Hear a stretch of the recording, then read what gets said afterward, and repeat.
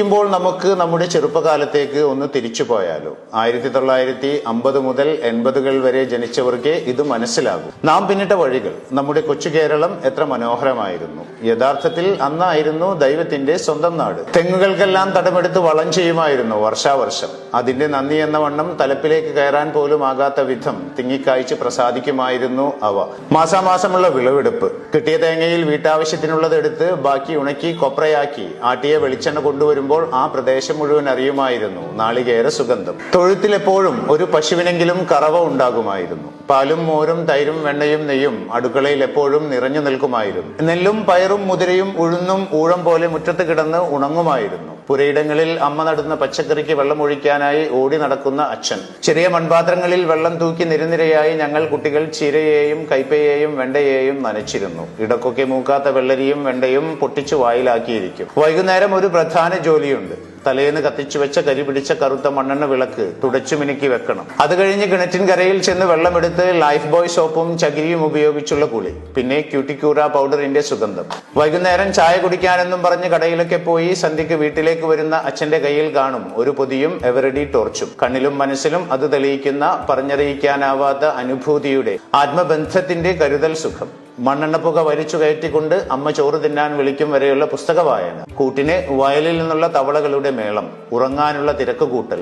കാലത്തെണീറ്റാൽ ഉടനെ ഉണക്കയിലകൾ കൂട്ടിയിട്ട് കത്തിച്ച് വട്ടം കൂടിയിരുന്ന് തീക്കായൽ. ആ സമയത്ത് മഞ്ഞ് വീണ് നിറഞ്ഞ വൈക്കോൽ കൂനയിൽ നിന്നും വെളുത്ത പുക ഉയരുന്നുണ്ടാകും. കുളിയും ചായകുടിയും കഴിഞ്ഞ് 9 മണി എന്ന കണക്കിൽ പുസ്തകക്കെട്ടിന് ഇലാസ്റ്റിക്കും വലിച്ചിട്ട് ബട്ടൺ പൊട്ടിയ ട്രൗസറും പിടിച്ച് ഒറ്റ ഓട്ടം സ്കൂളിലേക്ക്.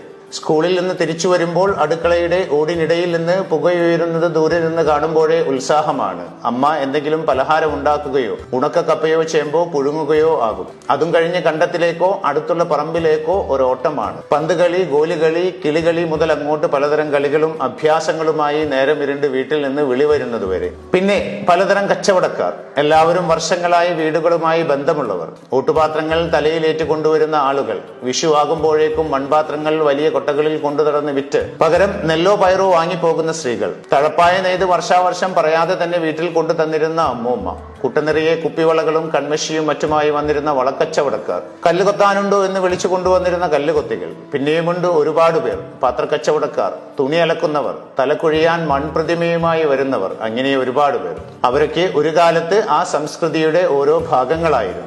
അന്നെല്ലാം ആർക്കും ആരെയും സംശയമോ അകൽച്ചയോ ഭയമോ ഉണ്ടായിരുന്നതായി കണ്ടിട്ടില്ല. വീടുകൾക്ക് മതിലുകളില്ലായിരുന്നു. ആളുകൾ എല്ലാ പറമ്പുകളിലൂടെയും വീട്ടുവളപ്പുകളിലൂടെയും യഥേഷ്ടം വഴി നടന്നിരുന്നു. എല്ലാം എല്ലാവരുടെയും സ്വന്തമാണെന്ന് തോന്നലുണ്ടായിരുന്നു. അരിയായാലും തേയിലയായാലും ചുറ്റുമുള്ള വീടുകളിൽ എവിടെയെങ്കിലും ഉണ്ടായാൽ മതിയായിരുന്നു. എല്ലാവർക്കും അതിൽ അവകാശമുണ്ടായിരുന്നു. വീട്ടിലെ കറിക്ക് രുചിയില്ലെങ്കിൽ പാത്രവും എടുത്ത് അയൽപക്കത്തേക്ക് ഒറ്റയോട്ടമായിരുന്നു. എവിടുന്നും എപ്പോഴും ഭക്ഷണമോ വെള്ളമോ കിട്ടുമായിരുന്നു. പ്രത്യേകിച്ച് എന്തെങ്കിലും പാകം ചെയ്താൽ ഓരോ ഓഹരി അയൽ വീടുകളിലും എത്തിയിരുന്നു. കുരുത്തക്കേട് കണ്ടാൽ മുതിർന്നവർക്കും അധ്യാപകർക്കും ശാസിക്കാൻ ആരുടെ മക്കളാണെന്ന് നോക്കേണ്ട ആവശ്യമില്ലായിരുന്നു. മക്കൾ എല്ലാവരുടെയും മക്കളായിരുന്നു.